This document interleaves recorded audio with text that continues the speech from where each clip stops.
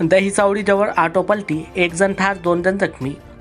महागाव तालुक्यातील हिवरा ते दहिसावडी रोडवरील साई धाब्याजवळ भरधाव ऑटो चालकाचे वाहनावरील नियंत्रण सुटल्याने ऑटो पलटी झाला।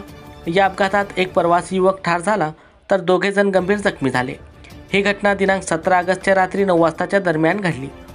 या प्रकरणी प्राप्त माहितीनुसार दहिसावडी येथून हिवरा बाजारकडे प्रवासी घेऊन जात असलेले ऑटो क्रमांक MH29 M 6728च्या चालकाने त्याचे ताब्यातील ऑटो भरधाव वेगाने व निष्काळजीपणे चालविल्याने ऑटो पलटी झाला। या अपघातात ऑटोमधील प्रवासी युवक सुनील विलास सुरोशे वय 28 वर्ष राहणार दहिसावडी हा ठार झाला तर सोनाली संतोष सुरोशे, संजय गौडी हे 2 जखमी झाले। या प्रकरणी विकास बारकाजी सुरोशे वय 55 वर्ष राहणार दहिसावडी यांच्या तक्रारीवरून महागाव पोलिसांनी ऑटो चालक रवींद्र जयवंत पानोडे वय 40 वर्ष राहणार दहिसावडी याच्या विरुद्ध कलम 106, 125 अ, 281 सह कलम 31R, 31S नुसार गुन्हा दाखल करून तपास सुरू केला आहे।